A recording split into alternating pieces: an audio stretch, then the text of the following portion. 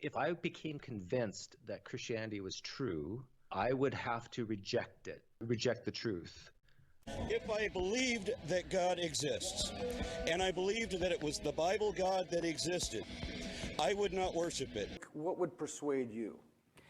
Well, I'm starting to think nothing would, which in a way goes against the grain, because I've always paid lip service to the view that a scientist should change his mind when evidence is forthcoming. The trouble is, I can't think what that evidence would look like. In fact, so I grant the whole thing, and it makes no difference to me. Wouldn't make me a Christian if it was all true.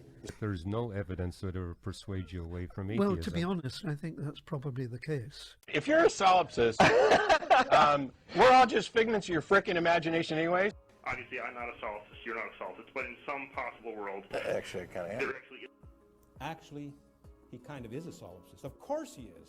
He can't know anything outside his own brain, and he's going to argue that it's unreasonable to believe in God? If you're a young Christian interested in apologetics, one of the most common mistakes that you'll likely make is assuming that heathens will be honest and truthful while conversing.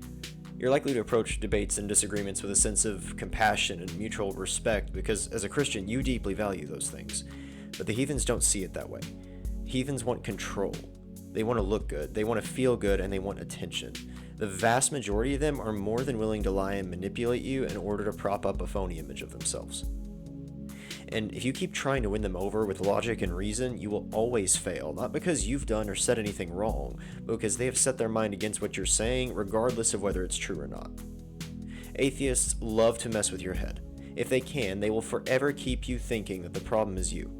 They'll do their best to make you think that if you just argued better, or you just studied more, or if you just approached the conversation a little better, that you would win them over.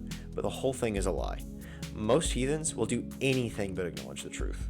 It's the last thing they want to do. You'll find them dodging questions, misrepresenting what you think, changing the subject when they don't like the way it's going, rewriting history to fit their agenda.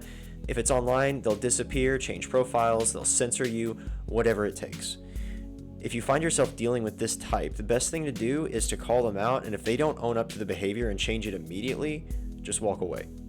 It's more effective to show their true colors, to expose them, to say, I'm not putting up with you twisting my words, and to walk away, than it is to endlessly fight a battle that you can never hope to win.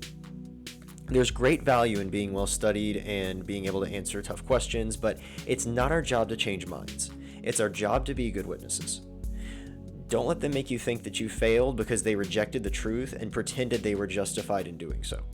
Mark Twain said it well. He said, don't argue with fools. They will bring you down to their level and beat you with experience. And Jesus, of course, gave the best advice about this. He said, if anyone will not receive you or listen to your words, shake the dust off your feet.